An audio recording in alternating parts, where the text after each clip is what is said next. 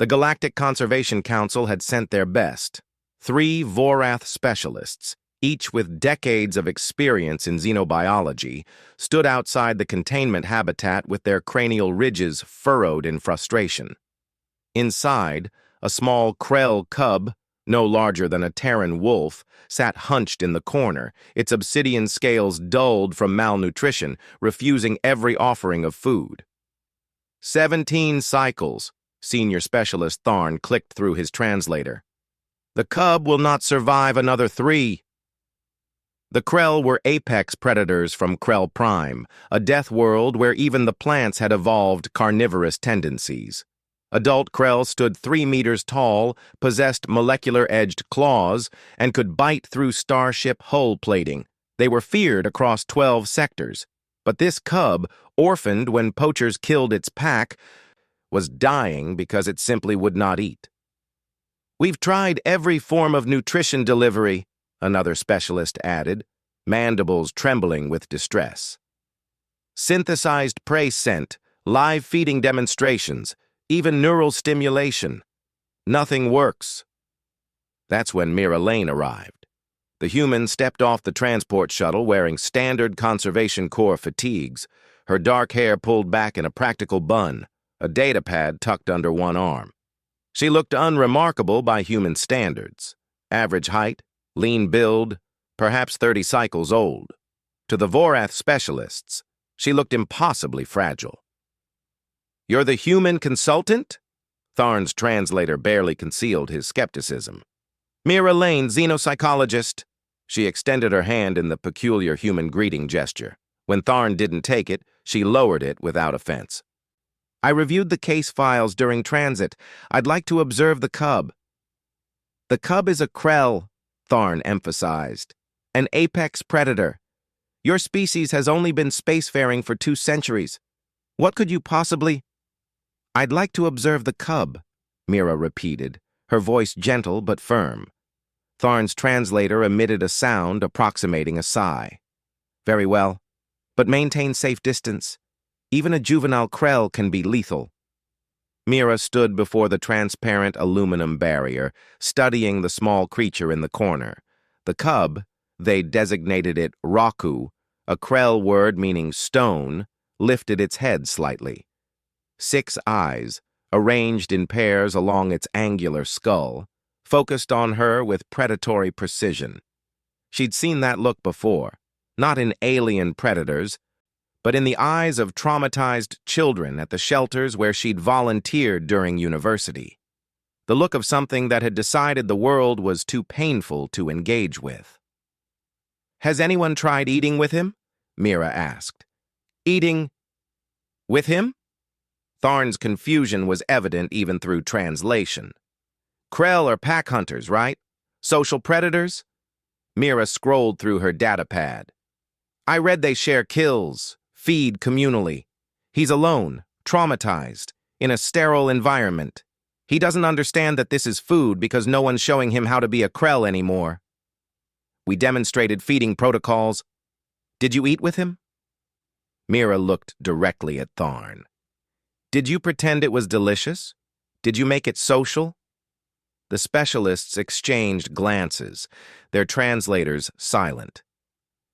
"I'm going in," Mira announced. "Absolutely not." Tharn moved to block her path. "Humans are notoriously fragile. Your species evolved on a garden world. One strike from those claws. Will you let a child starve to death because you're afraid?" Mira's voice carried an edge now. "Because that's what he is. A terrified child who watched his family die." Tharn's cranial ridges flattened, a gesture of concession. "If you are harmed, the Council will not be held responsible." "Noted." The containment door hissed open. Roku's head snapped toward the sound, his body tensing into a defensive crouch. Mira entered slowly, carrying a bowl of nutrient-rich biomass formulated to Krell dietary specifications. It looked, to her human eyes, absolutely revolting. A gelatinous purple mass that reeked of ammonia and copper. She sat down, cross-legged, about 3 meters from the cub. Roku watched her, all 6 eyes unblinking, claws extended. Mira picked up a piece of the biomass with her bare hands. The specialists watching through the barrier recoiled. She brought it toward her mouth, made an exaggerated show of smelling it, then pretended to take a bite. She'd palmed it, actually, but she chewed air enthusiastically, making satisfied sounds. Mmm, she hummed, loud enough for Roku to hear. So good. Roku's ear flaps twitched. Mira took another fake bite, rubbing her stomach in the universal gesture of satisfaction. Delicious. You're missing out, buddy. The cub's head tilted slightly, the first movement beyond defensive posturing since Mira had entered. She pushed the bowl a bit closer to herself and took another theatrical fake bite. This time she closed her eyes, smiled, made a small laugh of pleasure. She was performing, and she knew it looked ridiculous to the specialists watching, but she wasn't performing for them. Roku's nostrils flared, processing her scent. Humans, Mira knew from her xenobiology briefings, smelled like prey to most predator species. But prey didn't usually sit down and eat comfortably. Prey ran. Prey feared. She took another bite, real this time because she needed him to see her actually swallow. The taste was horrific, but she maintained her smile, kept her body language relaxed and happy. Minutes passed.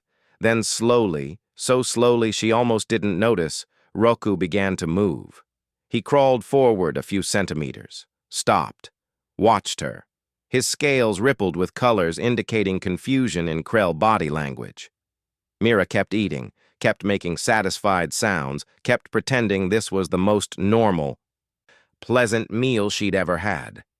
Roku moved closer, another few centimeters. His claws retracted partially. That's it, Mira whispered encouragingly. It's okay. We're just having dinner. The cub reached the bowl. His long, forked tongue emerged, tasting the air around the food. Then he looked at Mira, directly at her, and she saw something in those 6 eyes that transcended species. A question. Is it safe? Is it okay?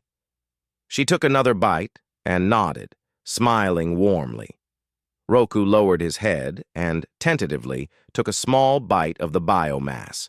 Outside, Tharn's translator emitted a sound of pure astonishment. The cub chewed, swallowed, then took another bite, and another.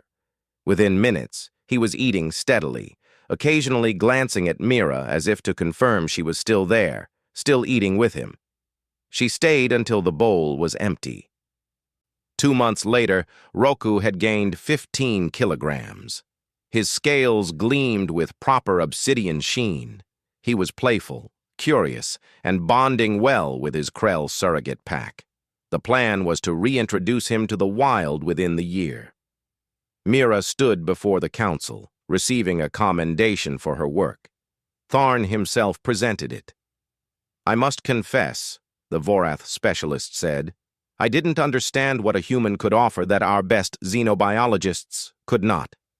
Now I do. You didn't treat him as a specimen to be analyzed. You treated him as a person to be understood. Mira smiled. We humans evolved as social creatures on a world that tried very hard to kill us. We survived because we learned something important. Sometimes the most sophisticated solution is just showing someone they're not alone, that eating together means you're family, that even when everything is terrifying and strange. She glanced at the monitor showing Roku playing with his new pack. Someone cares enough to sit down and share a meal with you. The council chamber was silent for a moment.